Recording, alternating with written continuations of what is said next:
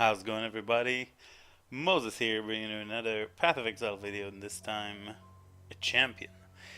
First champion I've ever made, and first time playing Wild Strike. Um, Basically, Wild Strike will deal three types of kind of like projectiles. You got the arc that will chain, the you know some fire nova kind of thing, and some freeze pulse type of projectile. So you get the fire, cold, and the lightning.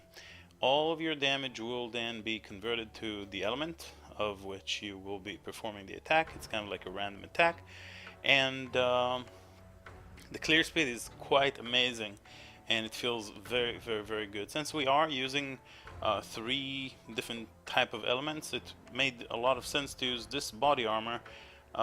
Shrouded Lightless will support Socketed Gems with level 20 Elemental Penetration. Elemental Penetration basically does exactly what Cold Pen, Fire Pen, Lightning Pen will do at level 20, which is 37% elemental damage penetration.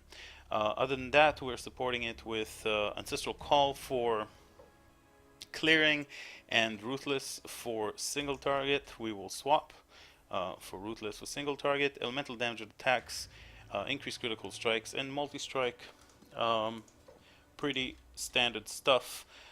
For the Helm enchant, I went with increased wild strike damage. Here we got our Leap Slam, Blood Magic, faster attacks, and Fortify. Having Leap Slam in the as a movement skill allows you to get rid of completely like movement speed, which allows you to have a lot of life because boots like these are going to be pretty cheap. Um, yeah, and we did need the intelligence for all sorts of wrath and increased critical strikes require a lot of int. Wrath is the biggest deal. Um, so we need a lot of intelligence. So we got the resists, we got the intelligence, a bunch of life, and we don't need movement speed again because Leap Slam, and that's without the attack speed from Frenzy Charges, is going to be pretty quick to move around. So we don't really walk inside maps, only inside our hideout, and even then we can Leap Slam. I got myself grip gloves because projectile attack damage. With some life, some resistances, I was able to craft attack speed on these. I found them very, very early in the league. They just kind of dropped, and I was keeping those to use for a certain build, and it would seem they would fit pretty well on for this build. Here we got Enduring Cry, Ancestral War Chief. This is how we get our endurance charges. Self-cast Enduring Cry, Ancestral War Chief for the more melee damage. I'm not using the Val Ancestral War Chief because, well, just on a single link it doesn't seem to be doing too much damage. You could set up a 4-link with it, but I didn't because I chose to do some other things with my sockets. Yeah, so we got our Wrath over here, still only level 19 gems. The character itself is level 91. So still a bit of room to improve and to grow. And of course Blood Rage for the attack speed, the frenzy charges, and all that stuff.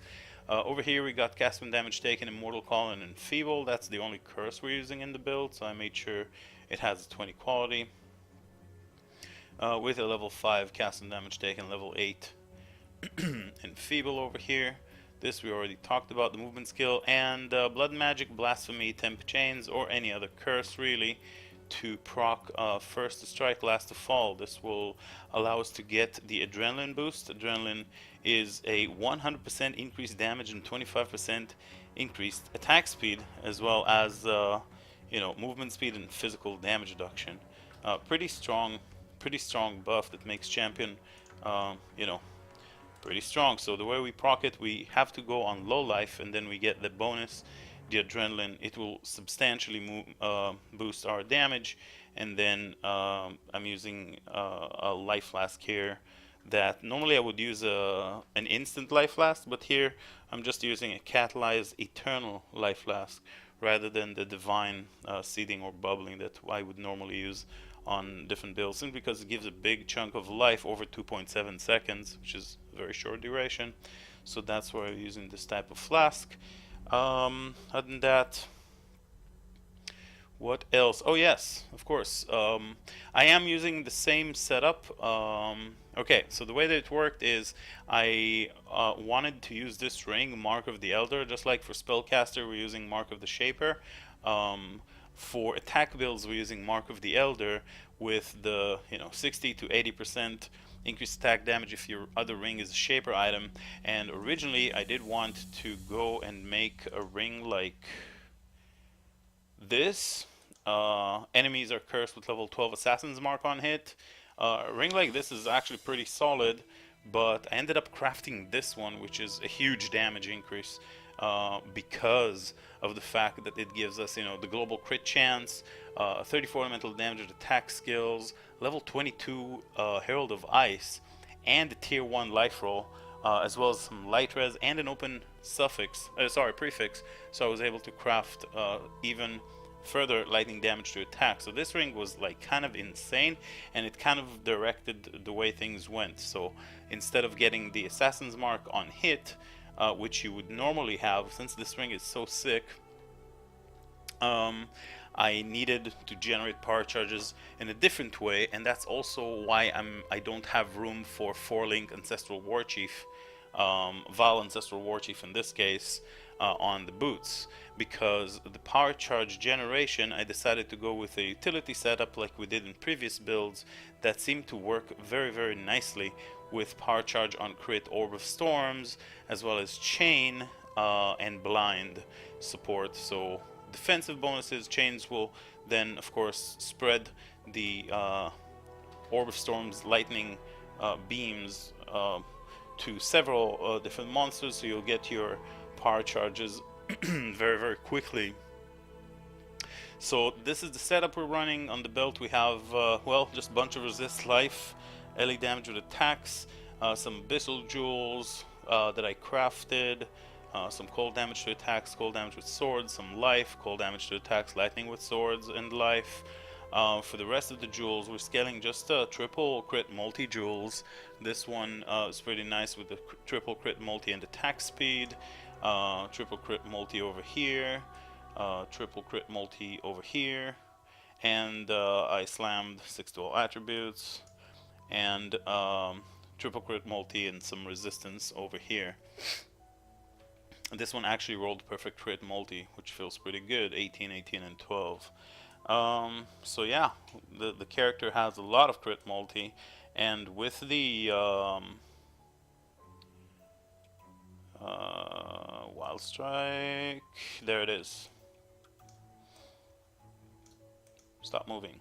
So the character has 558 crit multi and crit chance 64%, as you can see here. Crit chance will increase, of course, with the power charges that we're gonna get. So, and with the lucky from the flask, it's gonna be pretty much up all the time.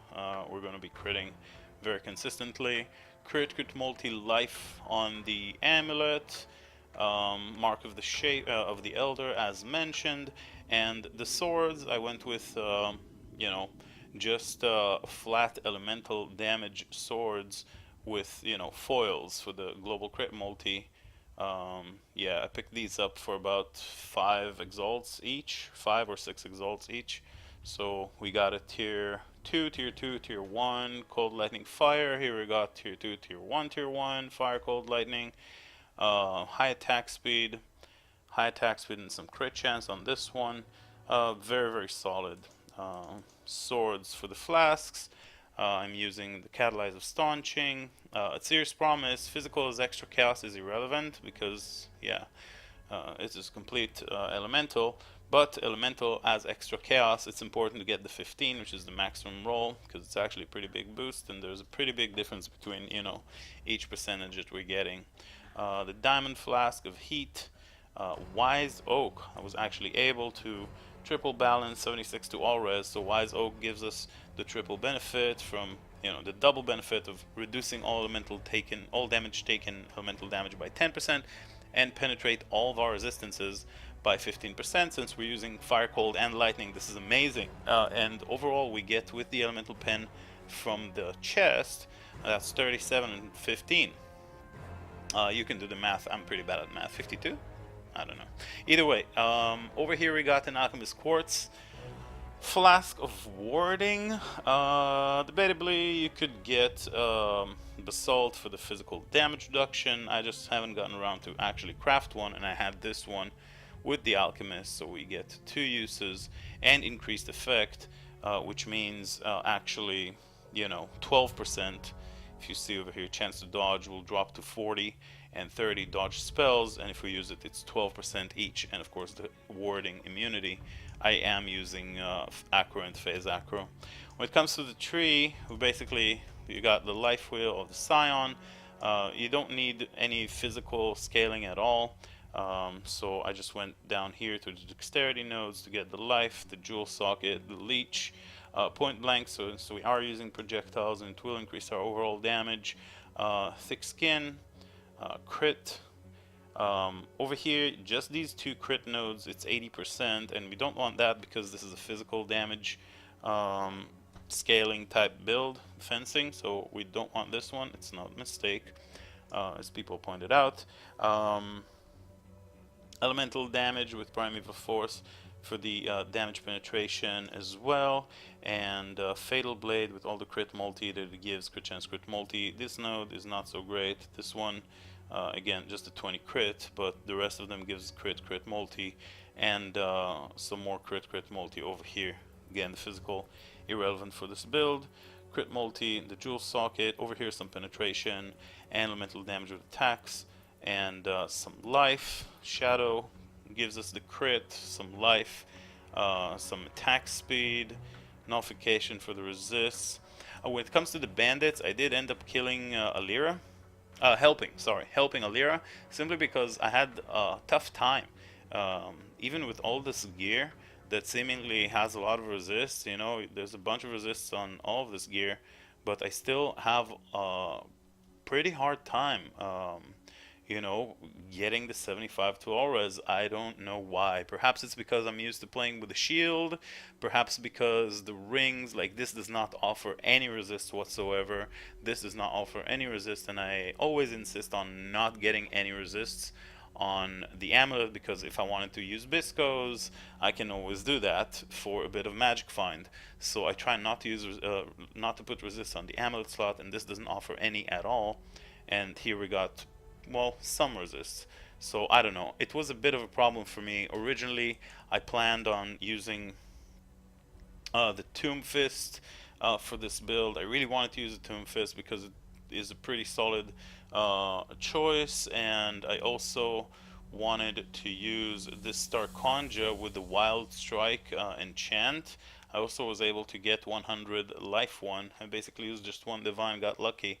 So I really wanted to use Starkonja, really wanted to use the, and I was just simply unable to do it for some reason. Just maybe different rings, different type of gear setup, maybe different jewels.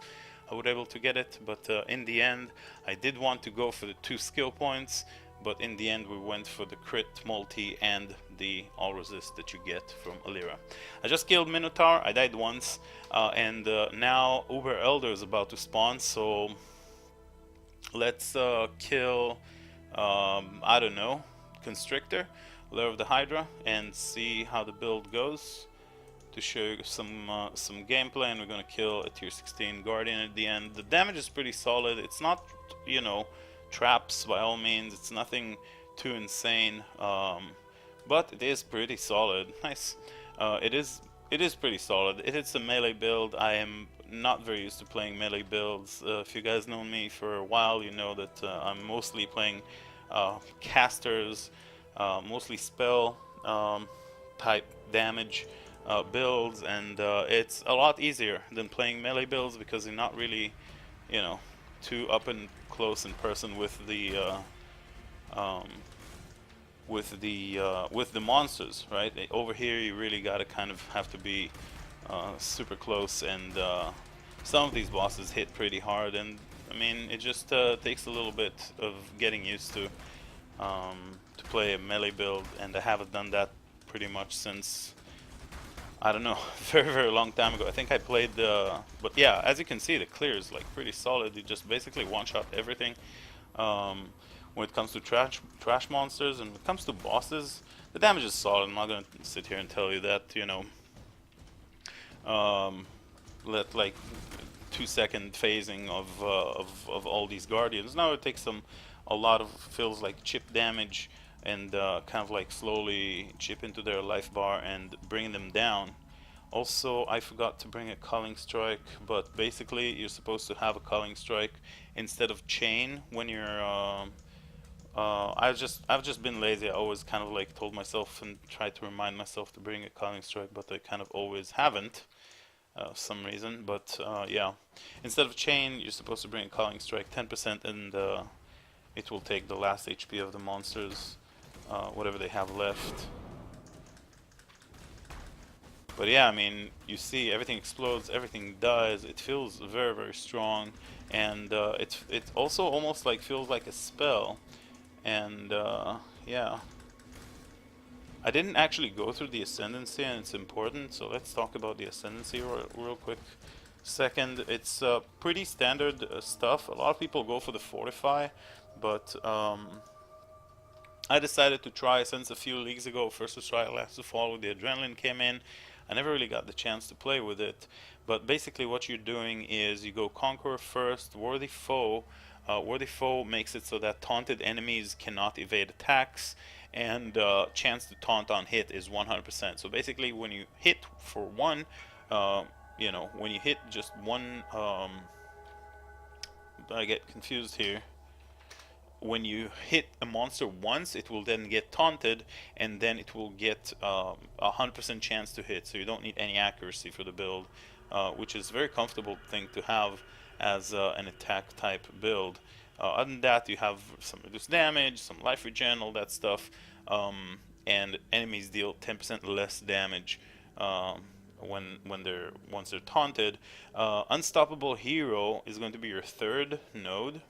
And Unstoppable Hero is pretty solid for Fortify, increased attack speed, melee damage, and we are a melee skill, even though it looks like a, you know, ranged whatever. It is in fact a melee skill, so we do get that bonus when we have Fortify. 1000 evasion armor while we have Fortify, and cannot be stunned while we have Fortify, which is pretty much all the time. But for the small, you know, part of which we're not fortified, some people like to take Fortitude. I decided to go here because it does 20 seconds, is a pretty long time, and in some boss fights it does help. It's a bit awkward thing to use, you know, and I mean, I still haven't gotten used to it completely. I still derp, and that's why I don't have it on my bar, because sometimes I just fat finger the thing, and then of course I'm on low life, and then I'm dying, and then rip, and it feels kind of bad. But I mean, it takes a little bit of time to get used to playing a melee character. It's very different than anything I'm used to playing, which is miners, trappers, you know, self-casters, and well, I did make a few melee characters in the past, but I don't know. This feels very different, and you know, you got a lot of buffs to keep up, and you know, you got to have your war cry up. You got to have your endurance charges, frenzy charges, you know, power charges, all that stuff. Your fortify is very important. So all those things together makes it kind of a little bit confusing. It takes a little bit of time to get used to. But overall, I think I've been doing okay with it. I did die a couple dozen times, maybe 30, 25 times, until now we're level 91 again. So yeah, we're chucking in Ruthless. As a matter of fact, let's go and get our Calling Strike gem, because it really does help. You know, the last 10% is just instant one shot. So we're gonna get one from Lily, and it's what I'm using this you know, 4-link is an extremely useful utility, because you know, it takes you it saves up the, you know, the need for a curse, so you get your power charges. It gives you blind, it gives you chain. So blind is pretty huge, especially in the mines when monsters are getting blinded. That means they have 50% chance to hit you. instead of, you know, the 100% chance that they do have to, or having their chance. They don't have 150. It just halves the chance of them to hit you. So overall, pretty solid. And of course, we swap chain to culling strike when we're playing against a single target. So here again, we're going to be using the you know, we're going to remove it, pop a flask, get our blood rage up, and now we roll. Also important to have a fortify. That's also a pretty big deal. And we phase them. You see, it's like nothing too crazy. It's not GC mines that you see me on stream just absolutely demolishing bosses. It's a bit different, but it's definitely very strong. Where are these guys?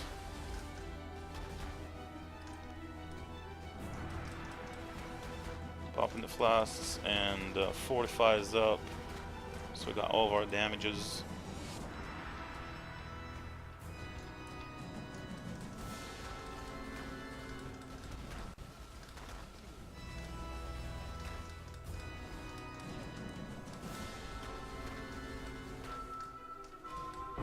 There we go. We killed him with the Orb of Storm was there with the Calling Strike last hit. This is it. I hope you guys enjoyed the video. This guy has been a blast to you know, to farm with, and especially in the mines. You know what? Let's do a little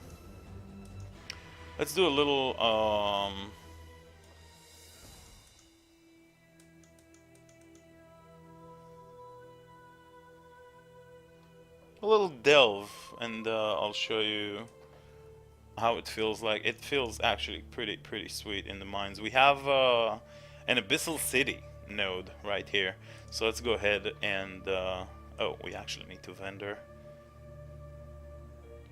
Alright, let's go back up. We'll do this just one thing, because I do want to have some footage of this league's, you know, delve action. I've been having a blast. This league has been really amazing, to the point where, I mean, I don't know, every league just keeps improving, and I've been enjoying myself so much, to the point where you think, what are they gonna do like next league? It feels like every league is just getting better and better, and like you really don't know what's going on, what's going to happen next league, what are they gonna do, how they're gonna surprise us, what's going to be the next league mechanic. Feels pretty impressive, these guys. So yeah, I do need to swap from Ruthless to I'm gonna die now, right?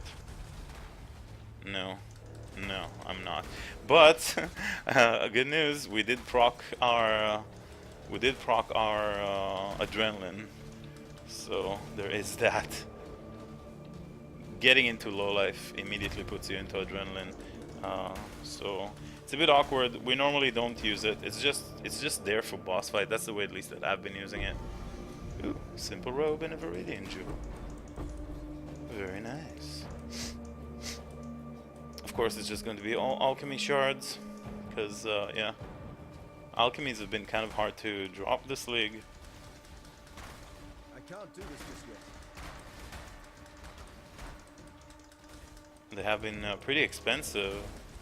Not even 2 to 1 chaos. Like, they sell 17 for 10 chaos. So it's been pretty crazy, the prices of alchemies. But you know, shards. Okay, 215 Basilica. Some corrupted maps. Seems good.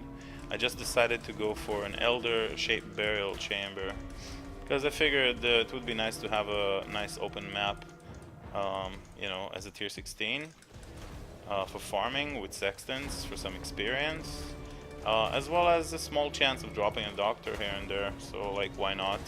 I'm not going to be farming it too intensively. Those are tier 16, so it's not like we're going to start sustaining those. But just something nice to have, because at this point I have a lot of tier 16 maps. I have you know, a lot of guardians. That's basically all I've been doing. I was just doing a lot of Uber Elder, a lot of Shaper fights, a lot of tier 16 Guardians, and I decided it's time to change it up a little bit, and yeah, just mix it up and get some other things going, mix it up a little bit, and tier 16 map. If the character can survive it, then should bring pretty nice overall returns and pretty nice experience, which is what it's all about. Alright, so this was it. It's getting dark in here. Just wanted to do a little side zone for you guys to see the actual clear inside the mines. This is, by the way, depth 260, monster level is 82, so like a tier 15 map, basically. And that was it. Pretty long video, but I think we had fun, and I hope you guys enjoyed it. Make sure to subscribe. I'm continuously dropping videos on YouTube for every build we make, for everything we do in PoE. There's a bookmark on my YouTube channel, so you guys are more than welcome to hang out. And we're streaming every day, so you guys are also more than invited to join us for the daily stream. Thank you for watching. I'll see you guys next time. Bye bye.